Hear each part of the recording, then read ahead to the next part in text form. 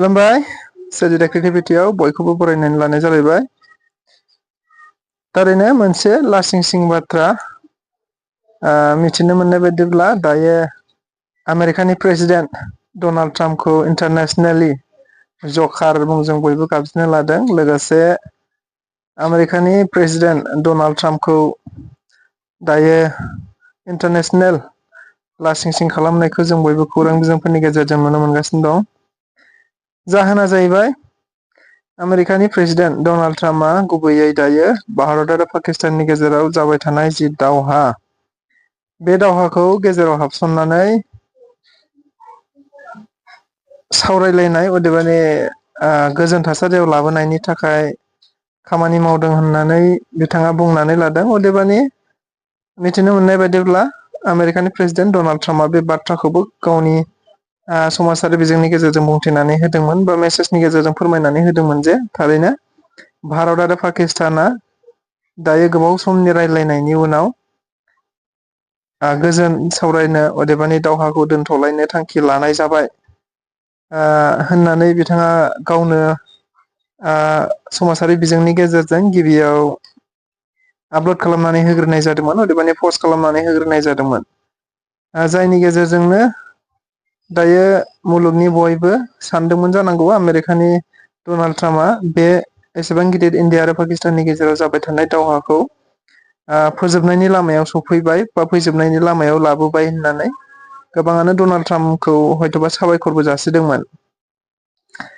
नाथाय जों बयबो मिथिखागौ, गासिबो भारतारिफ्रा हयथ'बा बेनि गुबै जाथायफोरखौ मिथिखागौ जे पाकिस्तानजों बे खेबसेल' नङा, पाकिस्तानजों सिगाङावबो बेबायदिनो सेसफायार खालामबोखाबाय। पाकिस्ताननि थांखियानो बेनोखा, गोबां समाव गोबां सेसफायार खालामबोबाय, नाथाय पाकिस्ताननि मोनसेबो सेसफायारफोरखौ बिथांमोनहा अदेबानि पाकिस्ताना मानिबोआखै। गोबां सेसफायार खालामखांनायनि उनावबो बेबायदिनो दावहाफ्रा जाबोबाय थादों, सेसफायार सिफायबोबाय थादों। सम सम पाकिस्ताननि माखासे उदखारिफोर आरो माखासे फौजिफोरा बिथांमोनहा गुलि गावग्लुंबोबाय थानायखौ जों बयबो खौरां बिजोंफोरनि गेजेरजों नुनो मोनगासिनो दङ। थिग बेबो दाबो मोनसेयानो। मिथिनो मोननाय बायदिब्ला खौरां बिजोंफोरनि गेजेरजों जों बयबो नुनो मोननाय जादोंमोन, बा आसामनि भारतनि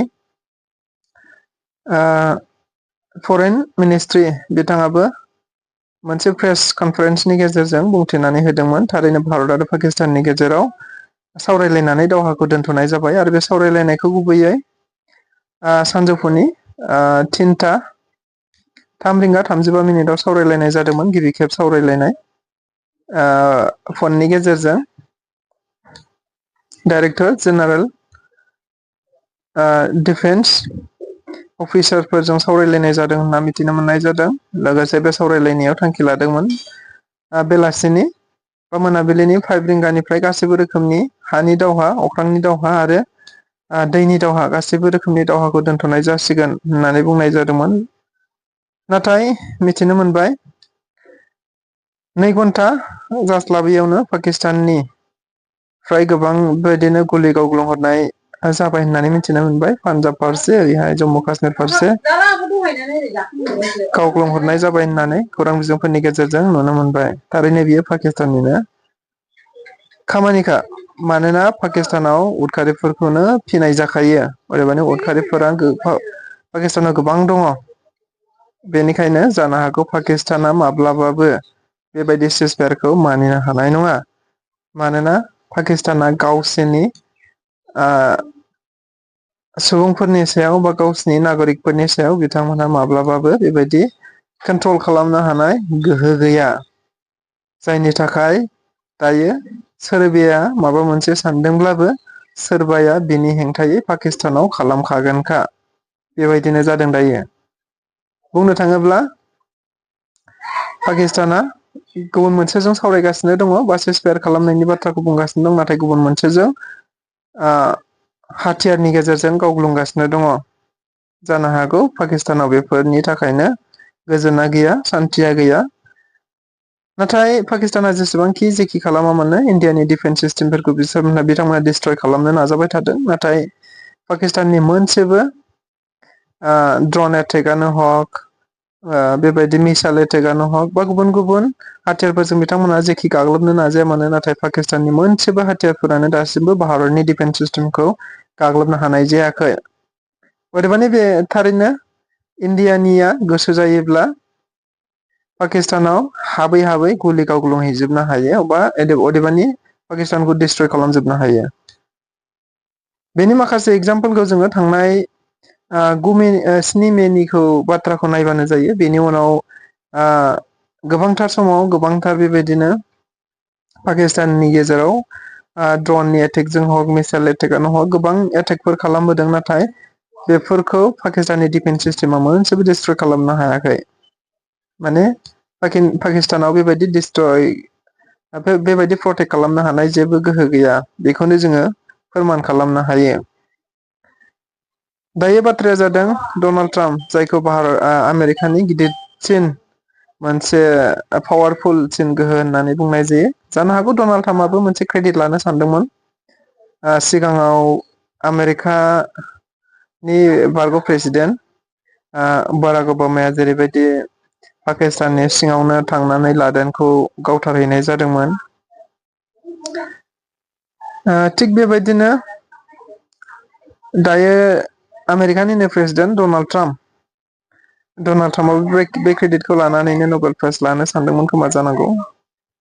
नाथाय गोहो गैया डनाल्ड ट्राम्पआ सासे जकार महरैसो जाबाय दा नाबाज अदेबानि पाकिस्तानजों थगायजाबाय होननानै जों बुंनो हायो। स' बे दावहाया माब्लासिम जागोन बबेसिम थांगोन जों जेबो मिथिया नाथाय बे दावहाया जागोन जों बुंनो हायो। मानोना दायो पाकिस्ताना सिज फायार खालामदों। सिज फायार खालामनायनि सावरायनायनि 2 घन्टासोनि गेजेरावनो फिन आरोबाव गुलि गावग्लुंनाय जाथाया जादों अदेबानि गावसिनि सिज फायारखौनो बिथांमोना 2 घन्टासोनि गेजेरावनो सिफायफिनदों थारै बियो पाकिस्ताननि थाखाय फोथाय खेबस' आरो बे फोथाय खेबस'नि थाखायनो जानो हागौ भारतनिफ्राय बेबायदि गोख्रों एक्सन लाखानाय जायाखै अदेबानि नरेन्द्र मदि बिथाङा दासिमबो बेनि सायाव सिरियैनो दंखायोमोन। जानो हागौ बेखौ भारतआ मोजाङैनो मिथिखागौ पाकिस्ताना माबायदि फोथाय खेबस' आरो पाकिस्ताना माबायदि गावसिनि खोथाखौ मोनसेबो लाखिनो हाया बेखौ गासैखौबो मिथिजोबखागौ। भारतनि दैदेनगिरि बिथांमोनहा जायनि थाखाय भारतनि गोबां गोजौ थाखोनि दैदेनगिरिफ्रा जानो हागौ बे सिज फायारनि सायाव बाथ्रा बुङाखै। जानो हागौ जों बयबो खौरां बिजोंफोरनि गेजेरजों नुनो मोनखादोंमोन जे फैगौ 12 मेआव 12 बाजियाव पाकिस्तानजों सिज फायारनि सायाव सावरायनो गोनांमोन नाथाय बियो मा जागोन बोरै जागोन बेखौ दा जों जेबो बुंथ'नो हाया। स' फैबाय थानाय समाव आपडेट लाबोगोन बेनि सायाव मा जायो। दाथ' मिथिनो मोनबाय पाकिस्ताना सिज फायार खालामखांनायनि 2 घन्टानि उनावनो आरो गुलि गावग्लुंबावदों। बेखौ जों फोथायनो हाखाया आरो फोथायनायबो नंखाया भारतआ जेरैखि जाया दावहाया थारैनो जामारोब्ला पाकिस्ताना मोनसे समाव डिस्ट्रय जागोन बियो रोखाखा। दायो डनाल्ड ट्राम्पखौ थगायनाय बायदि जाबाय। डनाल्ड ट्राम्पआ दायो इन्टारनेसनेल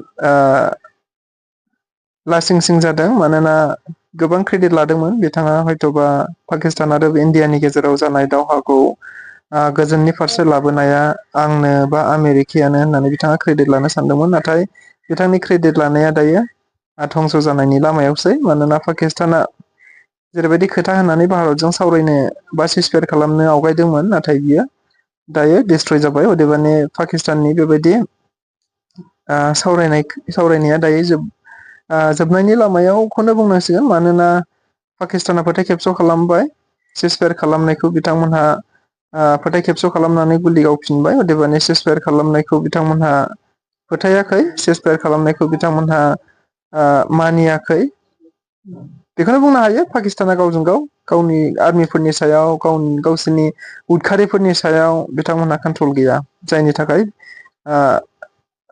सोरबाया माबा मोनसे सानोब्लाबो पाकिस्तानाव बेबायदि गावजों गाव गोरोबलायैनि थाखायनो बेबायदि जाथायफ्रा बारे बारे जाबाय थादों आरो बेखौनो बुंनो हागोन पाकिस्ताना गावनि सायाव गावनि हादोरनि सायाव माब्लाबाबो कन्ट्रल खालामनो हानाय बिथांमोनहा गोहो गैया डिफेन्स सिस्टेमाथ' बाद होखा गावजों गाव सुबुंफोरनि गेजेरावनो बिथांमोना कन्ट्रल खालामनो हाया गुबुन फारसेजों डनाल्ड ट्राम्पनि क्रेडिट लानो नागिरनायाबो दायो फेल जाबाय धंस' जाबाय होननानै साननो हायो।